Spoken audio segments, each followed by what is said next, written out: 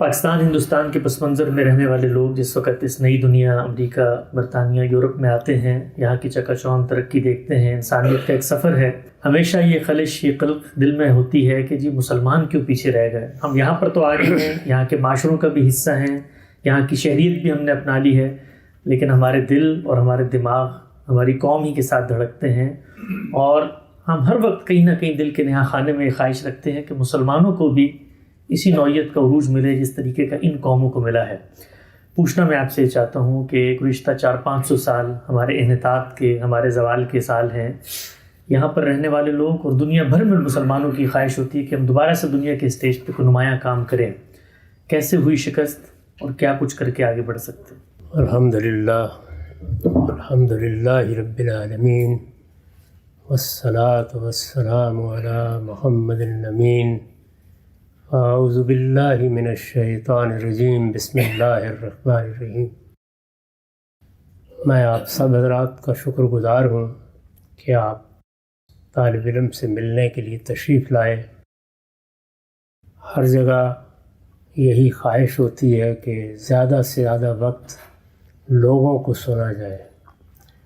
ہمیں تو اب سناتے ہوئے ایک عمر ہو گئی، اس کا کیا حاصل ہوا ہے جو اب کچھ اور سنا لیں گے؟ تو اس لیے جی تو یہی چاہتا ہے کہ آپ لوگ کہیں اور ہم سنا کریں۔ تاہم اب سوالات حسب معمول شروع ہو گئے ہیں، اور پہلا سوال ہی انتہائی نازک کر دیا گیا ہے۔ یہاں اس سے پہلے لغت کھلے ہوئے تھے، ان میں ناموں کی تحقیق ہو رہی تھی، اب ہم امت مسلمہ کا نام کھولیں گے، دیکھیے کیا کنڈلی نکلتی ہے۔ اللہ تعالیٰ نے دو چیزوں کو ہمیشہ الگ رکھا ہے، اور ہمیں بھی الگ رکھنا چاہیے۔ اس دور کا ایک بڑا المیہ یہ ہے کہ ہم ان دونوں کو ملا دیتے ہیں، ایک ہے اسلام اور دوسرے ہیں مسلمان۔ اسلام اللہ کا دین ہے۔ اسلام کی تاریخ سیدنا آدم علیہ السلام سے شروع ہوئی، اور اس کا محمد الرسول اللہ صلی اللہ علیہ وسلم پر خاتمہ ہو گیا۔ مذہب اس کو ہمیشہ سے اسلام ہی کہا گیا ہے، نبیوں کا لایا ہوا دین ہے۔ اس کی تاریخ بھی نبیوں ہی کی تاریخ ہوتی ہے۔ زیادہ سے زیادہ ان نبیوں کی دعوت کا کوئی عنصر اگر ان کے حواریوں سے یا ان کے صحابہ سے متعلق ہو تو وہ ان کے بعد پایہ تکمیل کو پہنچ جاتا ہے۔ جس طرح کہ سیدنا مسیح کے چند حواریوں نے ان کے ساتھ جو کچھ ان کی قوم نے کیا، اس کے بعد ان کی دعوت پوری سلطنت روما تک پہنچا دی۔ اسی طرح صحابہ کرام نے اپنی خدمت انجام دی، اور اس کے ساتھ ہی اسلام کی تاریخ پایہ تکمیل کو پہنچ گئی۔ یہ جو اعلان ہے سورہ مائدہ میں، اسی حقیقت کو بیان کرتا ہے کہ الیوم اکملت لکم دینکم واتممت علیکم نعمتی وردیت لکم الاسلام دینا۔ فرمایا ہے لوگوں، میں نے دین کی جو ہدایت دینے کا سلسلہ شروع کیا تھا، آج وہ پایہ تکمیل کو پہنچ گیا۔ میں نے انسانوں کو اپنی ہدایت کی صورت میں جو نعمت دینا تھی وہ بھی آج پوری ہو گئی، اور اب ہمیشہ کے لیے اسلام ہی کو میں نے اپنے دین کی حیثیت سے پسند کیا ہے۔ یہ قرآن مجید کی اس آیت کا سادہ ترجمہ ہے۔ اس میں یہ اعلان کر دیا گیا، اور یہ باب بھی ہمیشہ کے لیے بند ہو گیا۔ اب نہ آسمان سے کوئی وحی آئے گی، نہ اللہ کی کوئی ہدایت لے کر آئے گا۔ جو کچھ ہے وہ ہمارے پاس اللہ کی کتاب قرآن مجید کی صورت میں ہے، اور اس کے پیغمبر کی سنت کی صورت میں۔ یہ دونوں چیزیں نہ کبھی بوسیدہ ہوتی ہیں، نہ ان میں کوئی زوال آیا ہے، نہ کوئی تغیر ہو سکا ہے۔ یہ اللہ کی حفاظت میں ہے، بے کم و کاست پہنچا دی گئی ہیں، اور قیامت تک اسی طرح رہیں گی۔ اسلام کی تاریخ کے بارے میں اس طرح کی تعبیرات کہ وہ کہیں مردہ ہو گیا تھا، اس کو زندہ ہونا ہے، یا جیسے ہمارے ہاں ایک تعبیر اختیار کی جاتی ہے اسلام کی نشت ثانیہ، اس طرح کی کوئی چیز نہیں۔ اللہ کا دین ایک ہی طریقے سے ہمیشہ رہا ہے، زندہ و پائندہ۔ اس کی دعوت بھی زندہ ہے، اس کا پیغام بھی زندہ ہے، اس کی کتاب بھی زندہ ہے، اس کی تعلیمات بھی زندہ ہے۔ دوسری چیز مسلمان ہیں۔ مسلمانوں کی دنیا میں جو تاریخ بنی ہے اس کے 3 بڑے ادوار ہیں، اور ان تینوں ادوار ہی کو مسلمانوں کی تاریخ سے تعبیر بھی کرنا چاہیے۔ یہ آپ کے علم میں ہے کہ قرآن مجید نے ہمیں یہ بتایا ہے کہ اللہ تعالیٰ نے مختلف قوموں کی طرف ایک زمانے میں پے در پے پیغمبر بھیجے ہیں۔ اس کو سورہ یونس میں اس طرح بیان کیا ہے وَلِكُلِّ أُمَّةٍ رَسُولٌ۔ ایک دور ایسا رہا ہے جس میں ہر قوم، ہر امت کی طرف ہم نے اپنا پیغمبر بھیج دیا، اور پیغمبر کی طرف سے جب حق واضح کر دیا گیا تو پھر اللہ کا فیصلہ صادر ہوگا۔ مسلمانوں کی تاریخ حقیقی معنی میں ان پیغمبروں میں سے کسی کے ساتھ بھی شروع نہیں ہو سکی۔ کسی جگہ کوئی 10 لوگ ایمان لائے، کسی جگہ 20 لوگ ایمان لائے۔ سیدنا نوح علیہ السلام کے بارے میں قرآن کہتا ہے کہ کوئی 950 سال تک دعوت برپا رہی، ایمان لانے والے اتنے ہی تھے جتنے ایک کشتی میں سوار ہو سکتے تھے۔ عام طور پر یہی معاملہ رہا۔ تو قومی حیثیت سے تاریخ کی ابتدا نہیں ہو سکی۔ انبیاء علیہ السلام کی اولاد میں یا ان کے ماننے والوں میں 2، 4، 10، 20 لوگ اگر ہوئے تو انہوں نے اس دعوت کو لوگوں تک پہنچا دیا، اپنی ذمہ داری پوری کر دی، اس کے بعد رخصت ہو گئے۔ مسلمانوں کی تاریخ کی ابتدا سب سے پہلے بنی اسرائیل نے کی۔ اللہ تعالیٰ نے ابراہیم علیہ السلام کو جب امامت کے منصب پر فائز کیا اور وہ اپنی قوم پر اللہ کی حجت پوری کرنے کے بعد باہر نکلے، پہلے نبیوں کی طرح ان کو اٹھا نہیں لیا گیا، بلکہ ایک دوسرا مشن ان کے سپرد کیا گیا۔ ان سے کہا گیا کہ وہ اپنی اولاد میں سے ایک کو کنعان میں، جسے اب ہم فلسطین کہتے ہیں، آباد کریں، اور دوسرے کو جزیرہ نما عرب میں۔ اس کے ساتھ یہ ہدایت بھی کی گئی کہ جزیرہ نما عرب میں اللہ کے گھر کی تعمیر نو کی جائے، اس کے حج کے مناسک سیکھے جائیں، وہ توحید کے مرکز کی حیثیت سے دنیا والوں کا مرکز بنے گا، اس کے لیے لوگوں کو دعوت دی جائے۔ تو یہ ذمہ داری ان کو دی گئی۔ انہوں نے اپنے ایک بیٹے کو اسحاق علیہ السلام کنعان میں آباد کیا، دوسرے بیٹے اسماعیل علیہ السلام ان کو جزیرہ نما عرب میں آباد کیا۔ جزیرہ نما عرب پہ تو ان کے بعد کوئی پیغمبر نہیں آیا، لیکن سیدنا اسحاق کے بعد یعقوب کے بعد یوسف علیہ السلام، اللہ تعالیٰ نے ابتدا پیغمبروں سے کی، اور پھر کم و بیش 500 سال کے عرصے میں وہ قوم تیار ہوئی جس کو پہلی مسلمان قوم کہا جا سکتا ہے۔ قرآن مجید ان کو بنی اسرائیل کہتا ہے۔ یہ چونکہ سیدنا یعقوب کی اولاد تھے اور ان کا لقب اسرائیل تھا، تو اس لیے ان کو بنی اسرائیل کہتے ہیں۔ پہلا دور وہ تھا۔ اس دور میں بھی شروع تو سیدنا موسیٰ علیہ السلام کی اپنی قیادت میں ہوا۔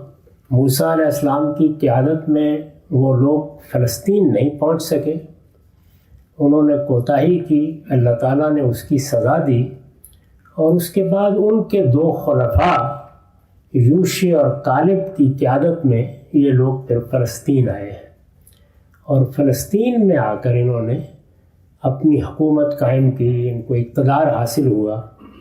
یہ اقتدار اپنے منتہائے کمال کو پہنچ گیا جب سیدنا داؤد کی اور سیدنا سلیمان کی سلطنتیں قائم ہوئیں۔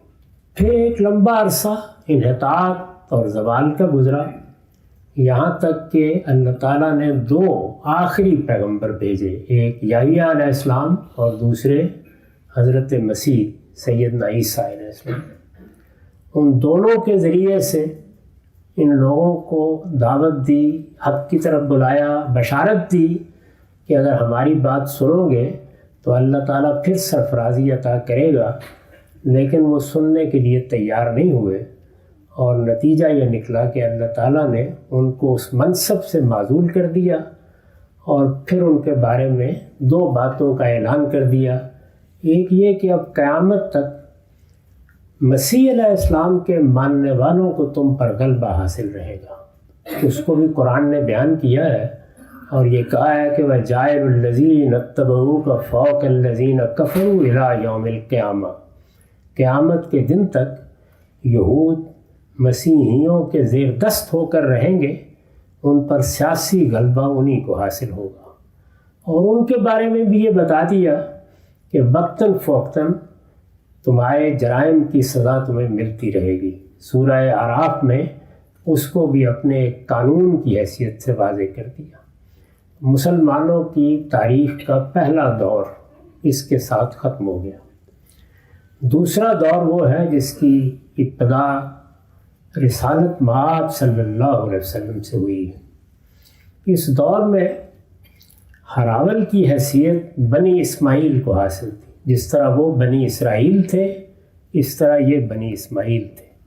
عرب میں بنی اسماعیل کے علاوہ بھی کچھ لوگ آباد تھے، اور خاص طور پر مدینے میں انصار بھی شامل ہوئے، لیکن رسالت مآب صلی اللہ علیہ وسلم کی امت یا رسالت مآب صلی اللہ علیہ وسلم کی قوم کی حیثیت بنی اسماعیل ہی کو حاصل ہوئی۔ وہی تھے جنہوں نے بعد میں اقتدار سنبھالا، وہی تھے جنہوں نے پھر ایک عظیم سلطنت قائم کی۔ اللہ تعالیٰ نے اس سلطنت کا ان سے وعدہ کیا تھا، وہ وعدہ حرف بحرف پورا ہوا۔ وہ وعدہ بھی قرآن میں بیان ہوا ہے کہ وعد اللہ الذین آمنوا لیستخلفنہم فی الارض، میں نے وعدہ کر لیا ہے ان ایمان والوں سے اور اچھا عمل کرنے والوں سے کہ میں انہیں اس زمین کا اقتدار دوں گا۔ یہ اقتدار بنی اسماعیل کے پاس کم و بیش 500-550 برس رہا ہے۔ اس کے شواہد، اس کے آثار اب بھی دنیا میں دیکھے جا سکتے ہیں۔ اس تاریخ سے ہم بھی واقف ہیں اور دنیا بھی اس تاریخ سے واقف ہے۔ اس کے بعد اللہ تعالیٰ اس قوم کو اٹھا لائے جس کے بارے میں قرآن نے یہ بتایا ہے کہ اس کا اٹھنا خود آثار قیامت میں سے ہے۔ یہ وسط ایشیا کی اقوام ہے۔ سیدنا نوح علیہ السلام کے 3 بیٹوں کی اولاد سے نئی دنیا کی ابتدا ہوئی تھی طوفان کے بعد۔ اس میں حام کی نسلیں زیادہ تر افریقہ اس کے نواح میں رہیں، سامی نسلیں زیادہ تر مشرق وسطیٰ میں آباد ہوئیں اور وہاں سے پھر ہجرت بھی کرتی رہیں، اور یافت یعنی تیسرے بیٹے کی اولاد وسط ایشیا میں آباد ہوئی۔ ان کی اولاد میں 10-12 کے قریب لوگ ہیں جن کے ناموں پر ان شہروں کے نام ہیں، ماسکو اور طبالسک اور اس طرح۔ تو ان میں یاجوج ماجوج سیدنا نوح علیہ السلام کے پوتے ہیں۔ یہی ہیں در حقیقت جنہوں نے پھر ہجرت کر کے یورپ کو آباد کیا، اور پھر وہاں سے نکل کر جس طرح کہ انجیل میں بیان ہوا ہے دنیا کے سارے پھاٹکوں پر قبضہ کر لیا۔ بالکل یہی الفاظ ہیں اس کے۔ یہ لوگ عربوں پر بھی حملہ آور ہو گئے، اور اس طرح حملہ آور ہوئے کہ اگر آپ اس زمانے کی تاریخ پڑھیں تو آدمی حیران رہ جاتا ہے کہ کیا طوفان تھا جو وسط ایشیا سے اٹھا، اور چنگیز خان کی اولاد نے کس طرح اس سارے علاقے کو بالکل درہم برہم کر کے رکھ دیا، یہاں تک کہ وہ بغداد پر حملہ آور ہو گئے۔ اور بغداد میں اس وقت مستعصم کی حکومت تھی، اس کو قالین میں لپیٹ کر ختم کر دیا گیا۔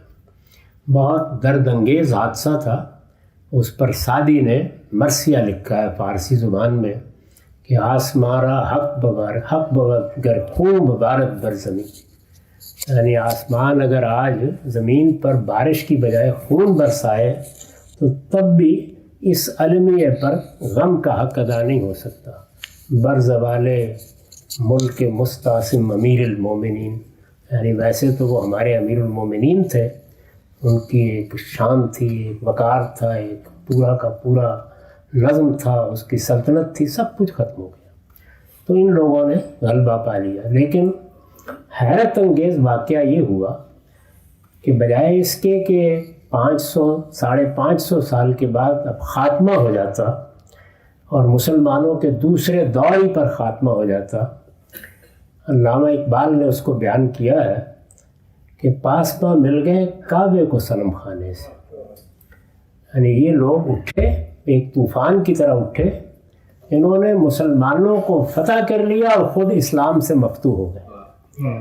اللہ کے دین کو قبول کر لینے کے نتیجے میں عثمانیہ سلطنت قائم ہوئی اور اس سے مسلمانوں کے تیسرے دور کی ابتدا ہو گئی۔ اس تیسرے دور میں بڑی بڑی سلطنتیں مسلمانوں کی رہیں، یعنی سلطنت عثمانیہ تو خیر تھی ہی، مغلوں کی سلطنت ایک بڑی سلطنت کی حیثیت سے بر صغیر میں قائم ہوئی۔ اسی دور میں ایران میں صفوی سلطنت قائم ہوئی، اس کا بھی اپنا ایک شان، اپنا ایک مقام تھا، علمی اختلافات یا دوسری چیزیں بالکل الگ ہیں۔ یہی زمانہ ہے جس میں مشرق بعید کے ملکوں میں بھی اسلام پہنچا، اور اب ہم جانتے ہیں کہ انڈونیشیا، ملیشیا وغیرہ میں بہت بڑی تعداد میں مسلمان ہیں۔ وہاں اس طرح سے فتوحات تو نہیں ہوئی، لیکن دعوت پہنچ گئی اور بڑی تعداد میں لوگوں نے دین کو قبول کر لیا۔ ایک سرے سے دوسرے سرے تک دعوت پہنچ گئی، پیغام پہنچ گئی۔ یہ بھی کم و بیش 500 سال کے قریب کا زمانہ رہا۔ اگر آپ میں سے کچھ لوگوں کو کبھی بائبل کو پڑھنے کا موقع ملا ہے تو اس وقت جو بائبل شائع ہوتی ہے، بائبل کے بارے میں یہ سمجھ لیجیے کہ وہ پوری الہامی کتاب نہیں ہے، وہ اصل میں جوئش ہسٹری ہے، یعنی وہ بنی اسرائیل کی تاریخ ہے۔ اس کے اندر تاریخ بیان کرتے ہوئے جب کسی الہامی کتاب کے نزول کا وقت آتا ہے تو وہ کتاب وہاں شامل کر دی گئی ہے۔ یعنی بائبل تو کم و بیش 1500 صفحے کی کتاب ہے، اس میں کوئی 70-80 صفحے کی تورات ہے، 70-80 صفحے کی زبور ہے، ایسے ہی ہے اس میں۔ تو بائبل میں ایک آخری مکاشفہ نقل ہوا ہے، یہ یوحنا عارف کا مکاشفہ کہلاتا ہے، انگریزی زبان میں ریویلیشنز کے عنوان سے آپ اس کو بائبل کے بالکل آخر میں دیکھ سکتے ہیں۔ اس میں سیدنا مسیح کا ایک خواب کہیے یا ایک مشاہدہ کہیے، وہ بیان کیا گیا ہے۔ اس میں یہ بھی بتایا گیا ہے کہ مسلمان قوموں کے ساتھ کیا ہونے والا ہے۔ تو میں نے یہ تمہید اس لیے باندھی کہ ایک تو آپ کو آگے کے سوالات سوچنے کا موقع مل جائے، اور دوسرے یہ کہ کچھ اپنی تاریخ سے بھی واقف ہو جائیں کہ مسلمانوں کی تاریخ کس کو کہتے ہیں اور کس کو کہنا چاہیے۔ یہ ٹھیک 1000 سال کا زمانہ ہے، یعنی رسالت مآب صلی اللہ علیہ وسلم کی بعثت کے بعد 17ویں صدی کی ابتدا میں 1000 سال پورے ہو گئے، اور 17ویں صدی ہی ہے جس میں صفوی سلطنت ختم ہو گئی، اورنگزیب عالمگیر، ترکش مارا خدنگ آخری، اس کے ساتھ ہی مغلیہ سلطنت کا بھی خاتمہ ہو گیا، اور کچھ مرد بیمار جس کو کہتے تھے عثمانیہ سلطنت، وہ بھی پھر آپ جانتے ہیں کہ پہلی جنگ عظیم پر آ کر ختم ہو گئی۔ تو اس طرح مسلمانوں کی اس تاریخ کے بارے میں اس مکاشفے میں یہ بتایا گیا ہے کہ اللہ تعالیٰ نے دنیا میں پیغمبر بھیجے ہیں، پیغمبر دین پیش کرتے رہے ہیں۔ بالعموم جب شرک کا غلبہ رہا ہے تو ان کی بات کسی نے نہیں سنی۔ بعض اوقات ساری زندگی کی جد و جہد کے بعد بھی 2-4 لوگ ایمان لاتے رہے ہیں۔ یہ پہلی مرتبہ ہوا، اور اس طرح کم و بیش رسالت مآب صلی اللہ علیہ وسلم کے 1000 سال بعد تک ادھر مسلمانوں کا اور ادھر مسیحیوں کا غلبہ رہا ہے۔ یہ وہ دور ہے جس کو ولڈورا نے اسٹوری آف سویلائزیشن میں ایج آف فیتھ کہا ہے، عصر الایمان۔ اس کا 1000 سال مقرر تھا، یہ پورا ہو کر ختم ہوا ہے۔ چنانچہ اگر آپ بائبل میں یوحنا عارف کے مکاشفے کا مطالعہ کریں، اس میں بالکل انہی لفظوں میں بیان کر دیا گیا ہے کہ رسالت مآب صلی اللہ علیہ وسلم کی بعثت ہوگی، وہ سفید گھوڑے پر سوار صادق اور امین آئے گا، اس کے بعد 1000 سال کے لیے شیطان کو قید کر دیا جائے گا، اور پھر ٹھیک 1000 سال کے بعد اس کو چھوڑ دیا جائے گا۔ اب قیامت تک شیطان کو چھوڑ دیا گیا ہے، اور اللہ تعالیٰ نے جو تاریخ بیان کی ہے اس کی روح سے مسلمان اپنی باری لے کر فارغ ہو چکے ہیں۔ دنیا میں قوموں کے ساتھ اللہ تعالیٰ کا یہی معاملہ ہے، جس طرح میرے اور آپ کے لیے ایک اجل مقرر ہے، اسی طرح قوموں کے لیے بھی اجل مقرر ہے۔ پیغمبروں کو ماننے والی قوم کو مسلمان کہا جاتا ہے۔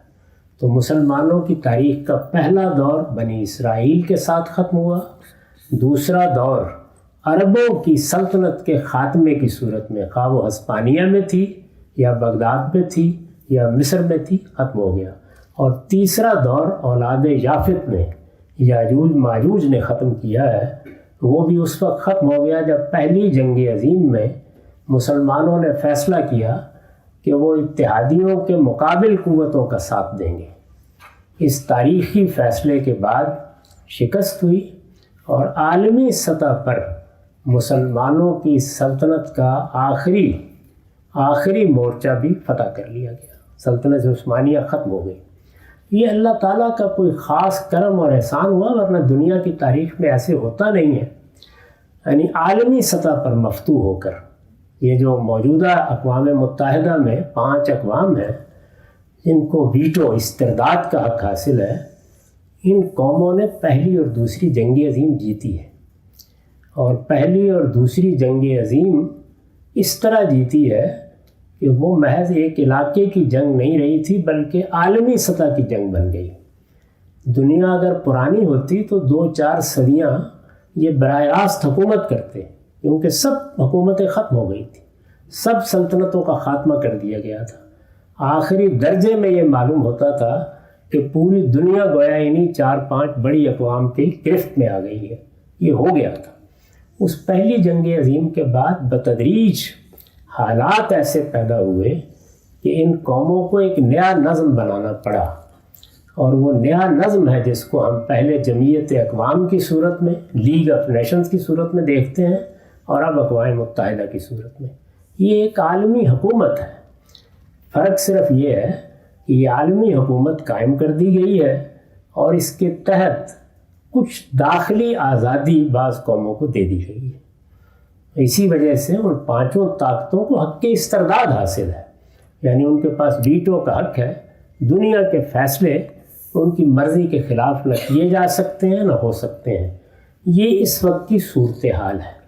اس صورتحال میں جو سوال آپ نے کیا ہے وہ یہ ہے کہ غلبہ، دنیا پر اپنی حکومت قائم کرنا، اپنی سلطنتیں قائم کرنا، مسلمان وہ دور دیکھ چکے، ان کے 1000 سال پورے ہو گئے، اللہ کے فرستادوں کی پیشین گوئی حرف بحرف پوری ہوئی، اور پھر قیامت کی وہ نشانی بھی نمودار ہو گئی جس کو رسول اللہ نے بیان کیا تھا کہ تم یہ دیکھو گے کہ قیامت جب قریب آ لگے گی تو جزیرہ نما عرب کے ننگے پاؤں ننگے بدن پھرنے والے چرواہے دنیا میں عمارتوں کی بلندی کا مقابلہ کر رہے ہوں گے، اور غلامی ختم ہو جائے گی۔ یہ ٹھیک ایک ہی وقت میں پیشین گوئی پوری ہوئی، اور یہ وہ پیشین گوئی تھی کہ جو جبریل کے ساتھ گفتگو میں رسول اللہ صلی اللہ علیہ وسلم نے کی تھی، اور ہمارے ہاں حدیث کا جتنا ذخیرہ ہے اس میں سب سے نمایاں یہی روایت ہے جس کو حدیث جبریل کہا جاتا ہے، اس میں یہ بیان کر دیا گیا تھا۔ تو پہلے مسلمانوں کی سلطنتیں ختم ہوئیں، اس کے بعد یہ بھی بتا دیا گیا کہ اب کون سا دور آنے والا ہے۔ اس میں عرض کر رہا ہوں کہ اللہ کا یہ بڑا کرم ہوا کہ ان قوموں نے یہ فیصلہ کیا کہ اگرچہ ہم نے عالمی سطح پر دنیا فتح کر لی ہے، لیکن ہم براہ راست حکومت نہیں کریں گے، تو بالواسطہ حکومت کا طریقہ اختیار کر کے داخلی خود مختاری دے دی گئی، داخلی آزادی دے دی گئی۔ اس وقت کی دنیا پر ایک نگاہ ڈال کے دیکھیے تو مسلمانوں کے لیے میرے نزدیک صحیح لائحہ عمل یہ ہے کہ وہ جو کچھ میسر ہوا ہے اس پر اللہ کا شکر ادا کریں۔ اتنی بڑی شکست کے بعد جو 2 جنگوں میں ہوئی ہے، اتنی بڑی شکست کے بعد قوموں کا باقی رہ جانا بہت مشکل ہو جایا کرتا ہے، لیکن اللہ تعالیٰ نے 50 سے زیادہ ملک دے دیے، اور ان قوموں نے خود ہتھیلی پہ رکھ کے آپ کو پیش کر دیے، حالانکہ کہ وہ فتح کر چکے تھے، یعنی کوئی مزاحمت کرنے والی طاقت سرے سے موجود ہی نہیں تھی۔ کسی نے اپنی جدوجہد سے وہ آزادی حاصل نہیں کی، بلکہ ان دونوں جنگوں کے لازمی نتائج کے طور پر جو نظم دنیا میں بنایا گیا اس میں یہ مل گئی، تو اللہ کا شکر کرنا چاہیے تھا۔ اس شکر کے ساتھ جو کچھ ہم کر سکتے ہیں وہ صرف دو چیزیں ہیں۔ ایک یہ کہ پوری توجہ کے ساتھ اپنے ملکوں کی معیشت کو اس کے پاؤں پر کھڑا کریں۔ دنیا میں کبھی کوئی قوم آگے نہیں بڑھ سکتی اگر وہ دوسروں کے سامنے کشکول لیے پھر رہی ہو۔ یہ اللہ کا بڑا احسان ہے کہ بعض جگہوں پر اس نے ایسے وسائل پیدا کر دیے کہ یہ کہا جا سکتا ہے کہ دنیا کی امیر ترین قومیں بھی مسلمانوں کے اندر موجود ہیں۔ ان وسائل کو صحیح طریقے سے استعمال کر کے ہمیں پوری امت مسلمہ کو جہاں جہاں بھی ان کے ممالک قائم ہیں پہلے معاشی لحاظ سے اپنے پاؤں پر کھڑا کرنا چاہیے۔ جو شکست ہوئی ہے اس شکست کے پیچھے علم کی برتری ہے۔ اگر آپ میرے پاس وقت ہوتا میں آپ کو بتاتا کہ کس طرح علم نے فیصلہ کن کردار ادا کیا۔ یہ علم ہے نا جس کو آپ اب سائنس ٹیکنالوجی کی صورت میں دیکھتے ہیں، اس میں ہم بہت پیچھے رہ گئے، اور جب پیچھے رہ گئے ہیں تو بہرحال اپنے پاؤں پر کھڑا ہونے کے لیے بھی ضروری ہے کہ علم کو معیشت کے لیے بھی سمجھیں اور سیاست کے لیے بھی سمجھیں، اور اپنے اپنے ملکوں کو آزادی کے ساتھ جینا سکھائیں، اپنی قوموں کی تربیت کریں، ان کو علم و اخلاق کے لحاظ سے بہتر کرنے کی صحیح کریں۔ اس وقت کا ہدف یہ ہے، اگر آپ اس کو ٹارگٹ کریں گے اور جو کچھ ملا ہے اس پر شکر کریں گے تو جیسے ہم ترکیہ میں دیکھتے ہیں، جیسے ملائیشیا میں دیکھتے ہیں، جیسے انڈونیشیا میں کسی حد تک دیکھ رہے ہیں، عرب ممالک میں بھی دیکھ رہے ہیں، آپ کو بہتری کے آثار نظر آئیں گے۔ اور اگر اپنی قوم کی طرح آپ یہی خواب دیکھیں گے کہ ایک مرتبہ پھر دنیا پر ہمارا پرچم لہرانا چاہیے، وہ لال قلعے پر بھی لہرائے اور واشنگٹن پر بھی، تو معاف کیجیے گا یہ صرف خودکشی ہوگی، اس کا کوئی حاصل نہیں۔ سبحان اللہ جی، ہم سب کیا بات ہے۔ تو غلبہ تو نہیں مل رہا، پھر پروگرام کے خاتمے کا اعلان کریں۔ یہ بہت ہی عمدگی کے ساتھ میں گاندھی صاحب سے اب کہوں بھائی سوال پوچھتے ہوئے 8-10 سال سے زیادہ عرصہ ہو گیا ہے، سینکڑوں نہیں ہزاروں سوالات پوچھے ہیں، اور ہر دفعہ جب گاندھی صاحب کا کوئی جواب سنتے ہیں تو حیرانی ہوتی ہے۔ اور گاندھی صاحب کو کبھی سوالوں کا پہلے سے علم نہیں ہوتا، یہ بھی انہوں نے مجھے، اور میں کبھی کبھی یہ بھی سوچتا ہوں کہ اگر ہم پہلے سے بتا دیں گاندھی صاحب کو تو یہ بغیر سوچے ہوئے اگر یہ جوابات دیتے ہیں اور قوم نے ان کو ملک سے نکال دیا، یہ اگر غور و فکر کر کے دیتے تو کیا صورت ہے، دنیا سے نکال دیں۔